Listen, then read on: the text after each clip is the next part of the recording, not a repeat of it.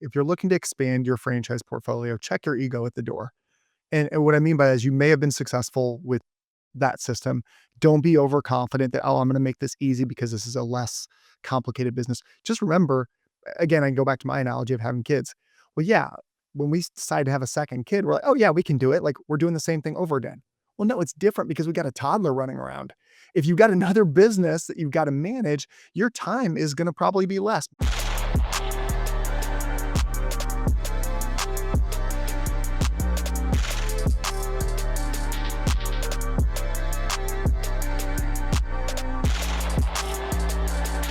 Representing franchise secrets, Erik Von Horn.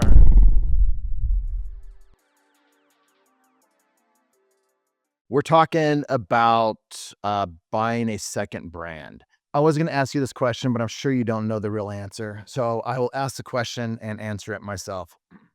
What is the very worst thing that you can do when you are thinking about buying a second brand? I think the worst thing that you can do is ask the franchisor, hey, should I go into a second brand? I've done that before. And the franchisor is like, you're an idiot, Erik. I think that was actual probably word that he used. He's like, no, nobody gets wealthy by, diversifying. But what he wanted, he just wanted me as a franchisee to continue to double down again, and double down and can grow an empire with that brand that he created. And I get that. So you've got to know who you're taking advice or getting advice from, because if you're getting advice from somebody that was successful doing it, just don't get a yes or a no. Should I expand or diversify or buy a second or third brand? If they had success, you need to drill into why they had success and what was it about it. So listen to this podcast and, I think we gave you some things to think about from an employee standpoint and all kinds of stuff. So find out why they had success, why they did it, and what they would do if they were to buy a third brand now. What did they learn along the way? Same thing is if somebody says, no, you should not do it. And they're a franchisee that says, no, I would never open up a second brand because I've gotten successful building my first brand and I should have just continued to go with that brand. We'll find out why they were not successful with their next brand. It might be that they're just not really entrepreneurial. They're a franchisee that comes into a later stage franchisor that has everything figured out and it's really easy for them. There are people out there that are like that, or maybe they're so used to their current franchise that they have the management in place and they don't really have to do as much because they have such a great team and they're not really ready to start a team from scratch. There's a lot of different reasons why you want to get advice from both of those, but you need to find out why they would do it again, what they learned, and so many questions to ask. Just don't be like, oh, so-and-so did it and they've had success, I should do it too. That's not the thing. And then don't get advice from the franchisor because they're going to tell you to double down unless they don't like you. And then the franchisor doesn't like you. You'll know by asking them that question. They'll be like, yeah, you should totally diversify. Yeah, you should also sell while you're at it. Yeah, and you should sell. And there you go. So that's a clue that you might be a bad franchisee in a good system. That legit is a clue. If they are wanting to help you sell and move on and other people are ready to buy, that you are not as good as you think you are. And that might be a clue, might not be either. But anyway, there's some food for thought there. Thoughts, comments, Bobby? No, I mean, I think the number one thing that I mistake or, thing people need to do is I think don't underestimate the work that it's going to take. Because, I use the analogy of we just had our second baby. So it's top of mind for me. I forgot about a lot of the early stuff, the late nights, the diaper change. Like you just forget about some of those things after you're a couple of years past. So my oldest is about 3.5 and our youngest is 9 weeks. I told my wife, I've forgotten about more things than I probably remember from this stage. It's hard. Like business ownership, same thing. You remember, oh, it's easy because now everything's good. My kid's potty trained. He's listening. He sleeps through the night for the most part. He's eating food. Like he can go to the potty by himself sometimes. Like he's a little more independent. And that's kind of like businesses. You get it up and going and you're kind of like, oh, it's kind of running itself. It's smooth. Just because that first was easy or successful or even hard doesn't mean it has no bearance on your second when it comes to a business. And I kind of think of it from the child analogy that, hey, I would still do it again in a heartbeat. My wife's like, do we want another? Absolutely not. We're good with two. And some people are like that with business. Hey, I've done it enough. I don't have enough gas in the tank. And I go back to the 5 criteria. I call it the 5 C's that we evaluate franchise prospects on. I think they should evaluate this not only towards the brands, but towards themselves. And number one is culture fit. Like, do I want to be part of the culture fit? Do I have it? Capital, right? Financially, like, do I have the capital to make it work? You know, capacity. Do I have the capacity? Can I do it? Do I have the time, the energy, et cetera? Because I know a lot of people that are super successful, but they don't have a lot less left in the tank. They've been a serial entrepreneur. They just don't want to work that hard. They got their big payday and they're like, Bobby, like, yeah, I want to find somebody and let them go run it for me. Hey, that is a strategy. Finding an operating partner doesn't mean it's going to be successful, but you got to be very strategic about that. And number 4, I'll call it commitment. There's interest all the time, but do they have commitment?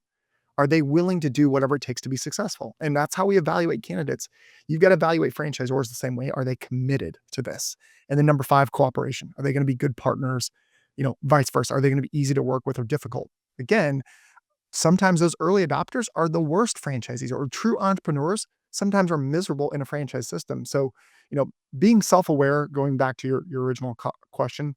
And then I would say another 1A of that is also knowing if you're a franchisee of an existing system, that has no bearance on the next system. I don't care how they do it over at McDonald's. If you're joining Burger King, like, you're joining Burger King, you're buying into their systems and processes. Don't try to take McDonald's and make it work for Burger King.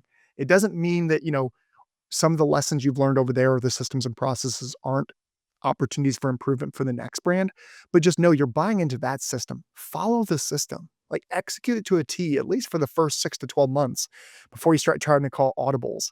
Because I have seen people come in that feel like they know better. And then all of a sudden they're not running the franchise model. The franchisor can't support them.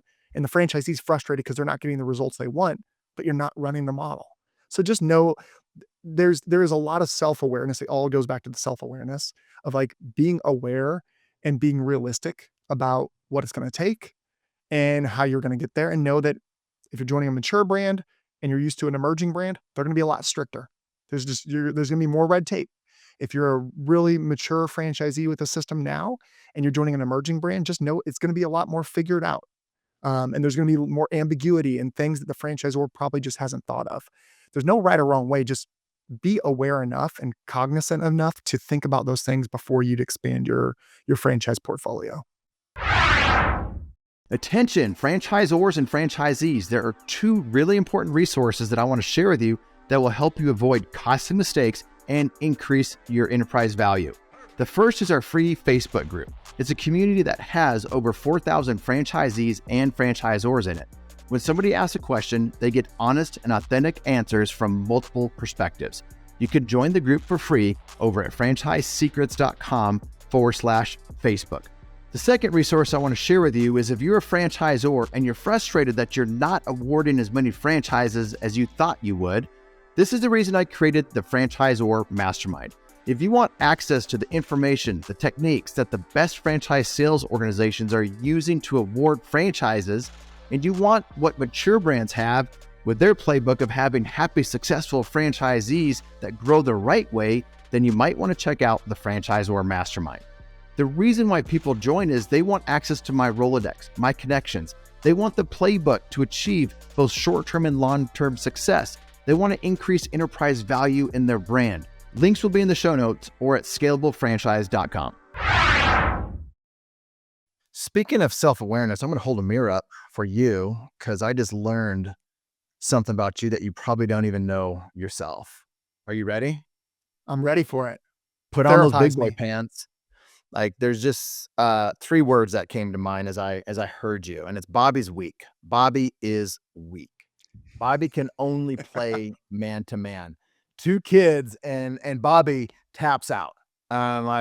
Just so you know, like, I did man to man, and then it's like, bring on zone, and I'm good with that. And so that's, 3 daughters later, I just realized that you're just a little weaker than me, but that's okay. That's okay.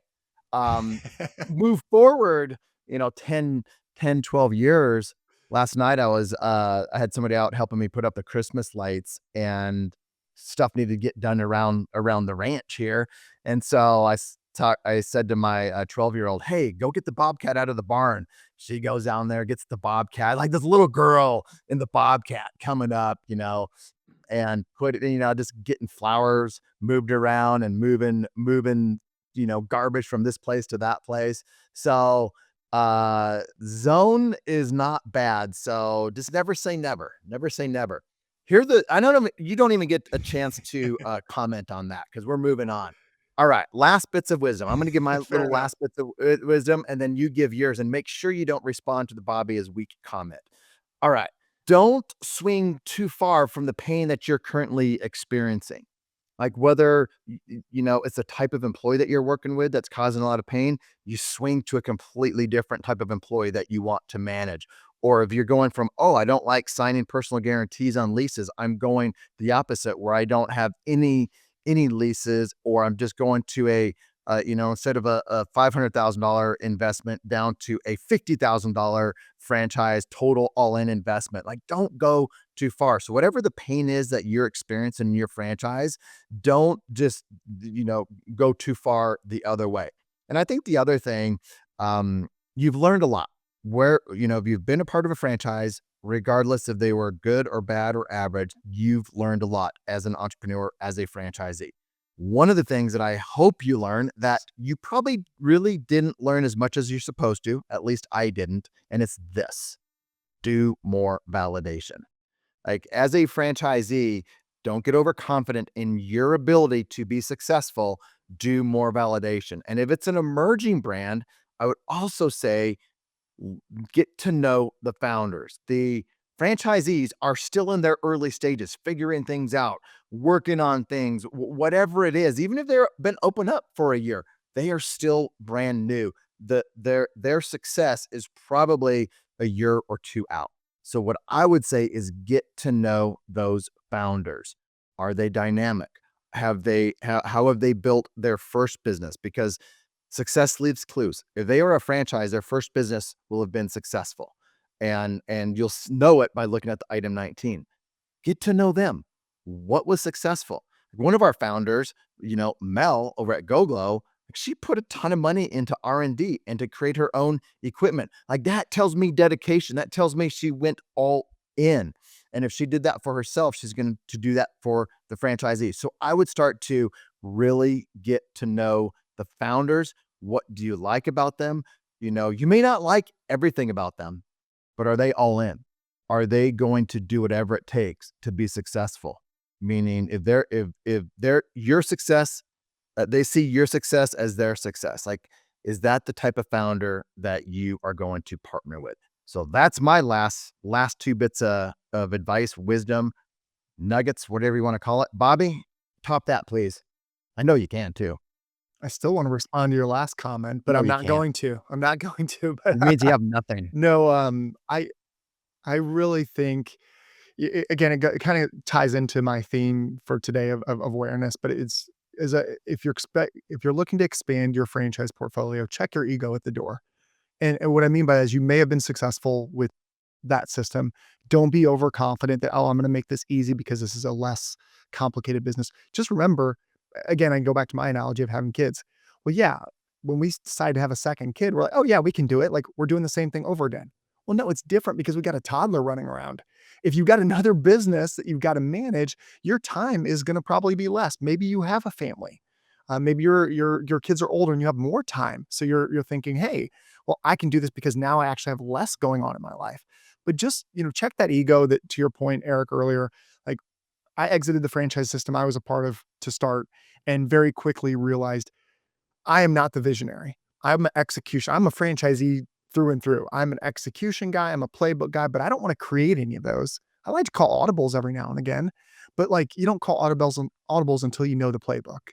And so for me, it was really important to, I learned it the hard way. I wasted a lot of money in my second endeavor that was a non-franchise. It was starting a business on scratch, of really quickly all the things the franchisor did for me. So take stock, take inventory of those things they're doing, take stock and inventory of what your capacity and what you're doing, and just don't be overconfident. Like, validate like you normally would, get to know the founders. If it's an emerging brand and there's not much validation, check out the competition. Like, just because they're competition doesn't mean it's a bad thing. Just because there's no competition doesn't mean it's a bad thing either. But just see what the industry, the market is doing. Find people and consumers that are, you know, users of the product, right? Look up reviews online. Look at those types of things. Just do your due diligence. But, it's easy for people, myself included, to say I was successful with this franchise.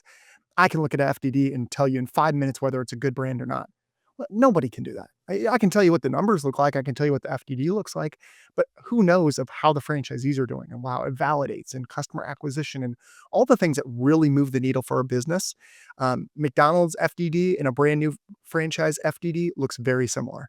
On paper, they all look the same. It's the application, the policing of those documents, and ultimately it's the franchisees that really make the difference at the end of the day. So just check your ego at the door, still go through the process as if it were your first time through. Don't get over confident because you've done it before, because this may be a new industry. Even if it's complementary, it's a new business, it's a new franchisor. There's things that you need to really validate and check in with and before you move forward with another concept. I would add one little bonus tip. Um, Find out how that franchisor makes decisions, that founder makes decisions, because uh, that's what they're going to be doing. If it's an emerging brand, a newer brand, they don't have 100 open locations, you are going to live with the decisions that they make. And what kind of decisions does that founder make? Made me think of a podcast I just did with Tori over at GoGlow. And we got into some of that, why she chose to come on board as a brand president for our emerging brand, GoGlow. And Mel, so listen to that podcast, listen to it from the context of a founder made a decision to hire this type of person. And if you listen to it with that type of context, you'll probably start to understand like, wow, this is a founder that is growing this brand, not just hiring early and, whatever, but like this is the type of person that Mel is bringing in to help the franchisees and help the brand grow. So I would really start to understand the decision-making process, and you look at that from the history. What kind of decisions have they made up to this point, and what kind of decisions are they going to make moving forward? So I just thought about that because I'd had that interview with Tori in the back of my mind. By the time people listen to this, that interview with Tori will be out. I think if you go back and even listen to that with this in mind, like Mel, the founder, made a decision to hire this brand president, and she's probably going to continue to make good decisions like that. And you might want to be a part of a brand that's not making decisions of hiring a marketing minded, brand president that was attracted to the brand for certain types of reasons and blah, blah, blah. That might not be what you want. You might want a bootstrap founder that's going to, be around and try to do everything themselves and bootstrap everything the whole way through, but it just has to align with how you want them to make decisions. So I think that's another important piece that a lot of people miss is founder decision making. So anything else, Bobby? Do you have a last little bit? Yeah. Again, this is for everyone, not just people that have expanding their franchise portfolio, but you're joining 100% of a franchise system, not 50, not 20, not 80. You're joining 100%. So no, like especially early on, I've been fortunate to have some flexibility, some franchise systems I've been a part of, but it was only after I built trust and established myself as a solid franchisee. The agreements are written in a way that, let's be honest, they're not changing them for anyone, but know what you're joining and don't try to book the system at every corner. Again, it goes back to just because my franchise over here did it that way doesn't mean this franchise is going to do it that way. And just know that there's going to be some learnings. You may be right. Maybe you're going to be wrong as well. But just know that when you join a franchise, you're joining 100%. Push back if you need to, ask questions, ask for clarifications. But at the same time, like just know what you're signing up for. One of the things that I think early franchisees don't do enough of is really learn that why the founder was successful. I'll say this quick thing, and then I got to let you go, Bobby. But one of the brands I was involved with, founder had amazing success. I didn't find out about it till 3 years into it. Their main thing was hiring from the competition the key role, and that role brought a book of business that blew up their business in a good way. So, like, if I would have known that from the beginning, I would have changed the way that I hired. But that really wasn't talked about publicly. I don't know why, but it wasn't. And so that is, you just need to lean into the founder Mhm. more. There's a reason they were successful. They've forgotten more than you'll probably ever know, and more than anything that's in the training manual. So lean into the founder. Bobby, thanks again, my friend. Thanks, Eric. Appreciate it. Thanks for listening to the Franchise Secrets podcast. Links to everything can be found over at franchisesecrets.com. And if you want my help with anything from starting your own franchise to growing your current franchise business, please visit scalablefranchise.com.